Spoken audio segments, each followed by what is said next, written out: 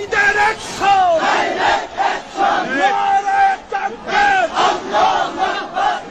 এই কার কথা বলতেছ? নামটা বসে বলো তো, কার কথা বলতেছ? তোর কাকা ওই বেটা, কার কথা বলছিস তুই? ফাজিল তো থাকা।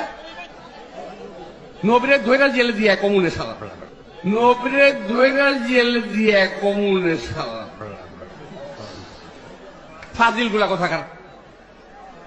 মানুষ কিভাবে নিবে জানি না।